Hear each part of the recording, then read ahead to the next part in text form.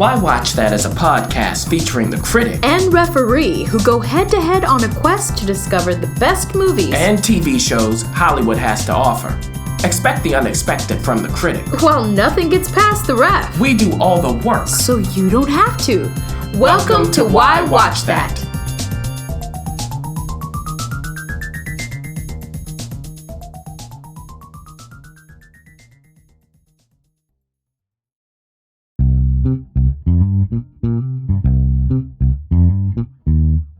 A Why Watch That sneak peek. All right, listen. We're throwing out sneak peeks all over the place. And usually they're movie sneak peeks. But in this case, we're talking about a TV sneak peek. And it's one to be negotiated with. You've all seen The Witcher, meaning the video game. Now, some of you know the books. I do not. But I have played the video game once or twice. Which is hilarious. Which is funny. It was a friend's. And now it's moved to Netflix with a very interesting cast. Or I'll say cast member. I mean, everyone else, you sort of have to, jog your memory. But Superman is a witch.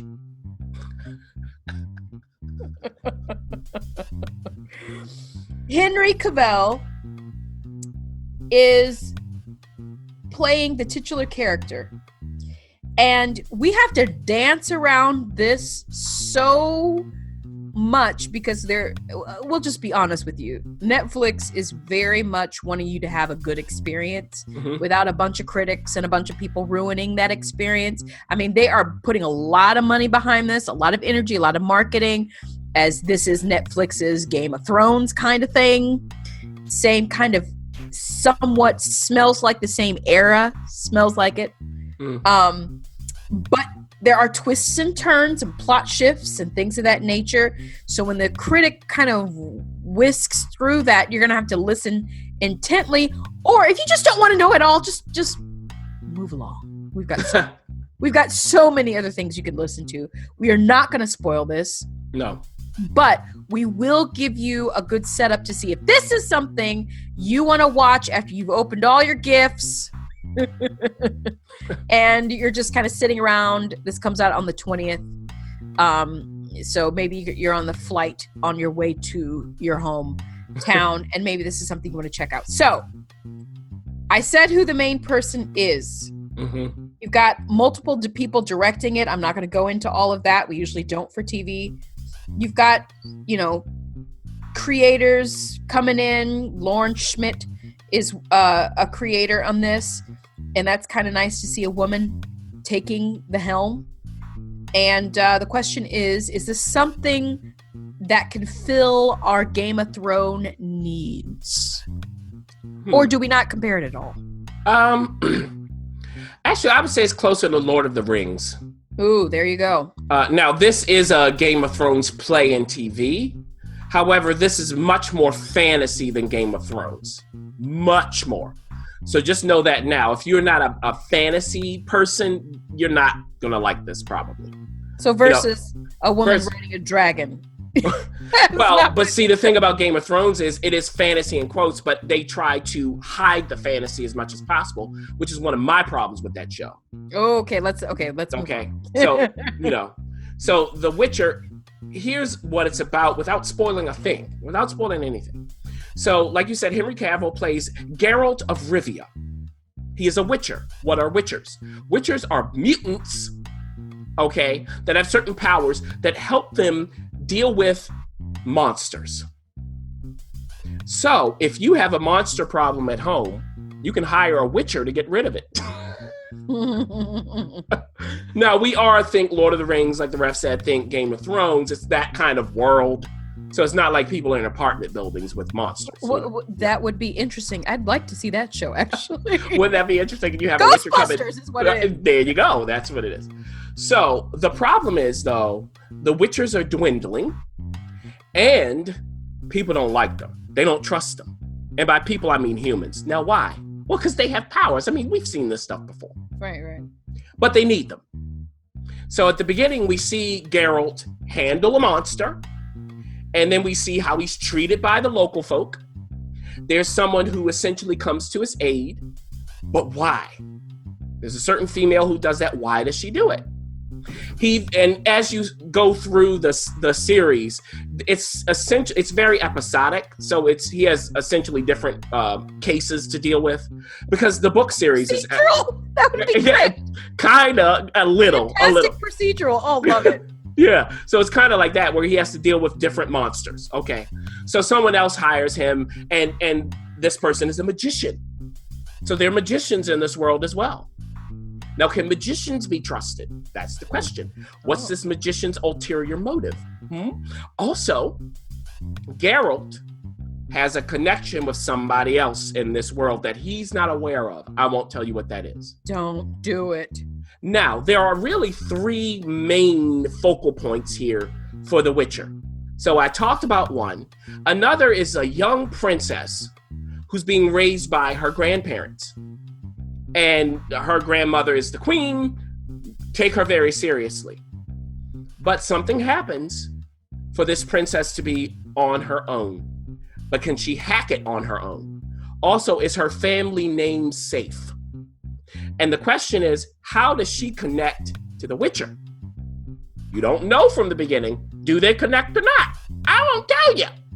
But that's going to be the question. So she has her own journey to go through. And keep in mind, this is fantasy. So there are all kinds of magical creatures and monsters and all kinds of things.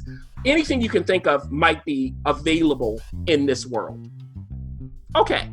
The third person is someone who was born with a deformity. And essentially, she was sold because of that. Sold. Now, she rises to become someone with power. Okay. I'll put it to you that way. Do it. But how does she connect? How do all 3 of these people connect? The Witcher, the princess, and now this deformed person who becomes something else. Because as you go through the season, we do deal with time in certain ways, okay? So the question is, when are we? That's what I'll say to you. I won't tell you what that means. But that's a question that this show posits.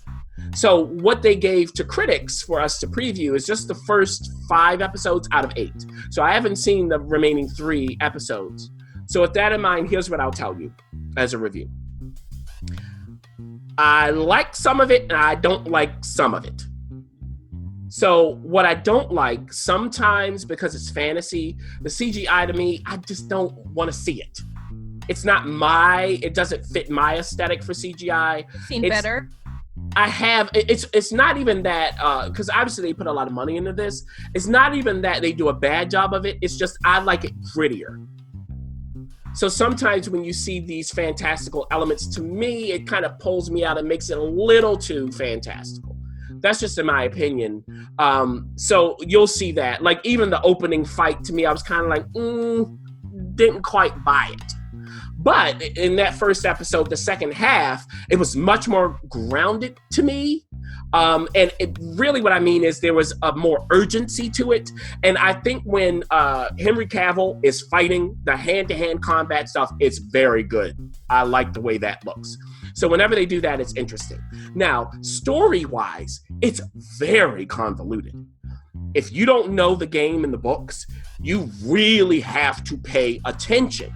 So if that's the case, then the question is it worth it? For me, I didn't really need it to be that convoluted. When they start revealing things, it's like, okay, like you could have just started that. What I was thinking of, Ref, was how they began on Netflix, the Dark Crystal show, with Sigourney Weaver setting up the land voiceover. I think this show could have used that. Just tell us where we are for a moment before you start confusing everything. But I will say, when I got to episodes 4 and 5, again, I felt more consistent urgency, and the story started to reveal itself in a more clear way. So I think that if this is your kind of show, if you're going, oh, I've seen the poster, I've seen the trailer, I want to watch this, go ahead and check it out. And you'll be able to know as you navigate whether this is your kind of thing. I think for fantasy fans, I would definitely say check it out. If you're not a fantasy fan, you're a Game of Throner, I don't know how you'll react to this. Just know you have to pay attention from the beginning. And then as you move through, you can start picking up more of the pieces. So that's what I'll say for The Witcher. And I will say to end it, I will be finishing this season. The question for me is, will I watch season 2? Well, the question, I have to follow up with this because this is a standalone. I remember you made a comment about Westworld and season 2 specifically. Mm-hmm. And you said once we got into the convolution, and I'm not comparing the two fantasies, of course, but the tones are completely different, it sounds like. Especially when you're dealing with contemporary elements not being in The Witcher. Mm-hmm. Is it that kind of work that you need to do? I remember you saying they're not paying me enough, or they're not paying me at all.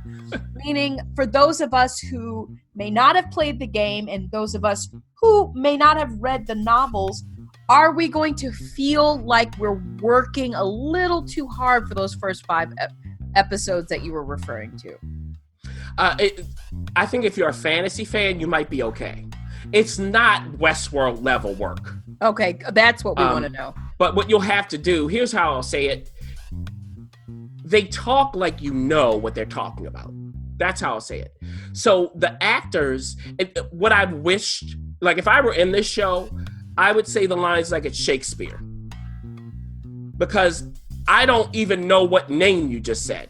I have no basis for what that even means. Then it's almost like you go, oh, that's a name. It's early on until you really get a feel for it. So I think because sometimes they're too conversational. And look, this is not like some normal, contemporary show. It is a fantasy set apart in some weird, universe. So I didn't get the feel like they're trying to do it like we know, but we don't know. And if you're going to mix that in with just all kinds of storylines that we don't even understand what the importance is until we get further on in the season, it can cause confusion. So in the first episode, I realized this and actually went back and went through some of the scenes again, just so I could understand it. Our average listeners won't have the most of, I'm not saying you won't, but most of you listeners probably won't have the one time. And number 2, just the wherewithal to do it. Maybe you're watching it with people. So my next question and last is this. At what point in the first 5 episodes did you feel like you wrangled enough for perhaps maybe the average watcher to sort of say, okay, I think I'm a little bit settled in this world. I may not know what's going on, but I feel like I'm moving towards something. Yeah, Netflix, they ain't dumb. They released the first 5 episodes. By episodes 4 and 5, that's when I started to get a grip on it. Okay, so but give it 4 or 5 episodes. Yeah, if you're interested and you're going, okay, I want to see where this goes, I think by episodes 4 and 5, you'll know whether you should continue or not. Okay, thank you so much. Now, that was a gift from us to you. Merry Christmas. Happy Hanukkah. No spoilers. Did you see that? No, it was great. I would have been disastrous because I've got the same links, and right. I would have been like, and so she. The Witcher is available on Netflix on the 20th. That's this Friday. And you can certainly binge it if you want. But it sounds like, coming from us to you, that don't follow our normal rule, which is give it 2 episodes. Maybe you want to dig into this a little bit if this is the type of thing that usually gets you going for the holidays or not the holidays.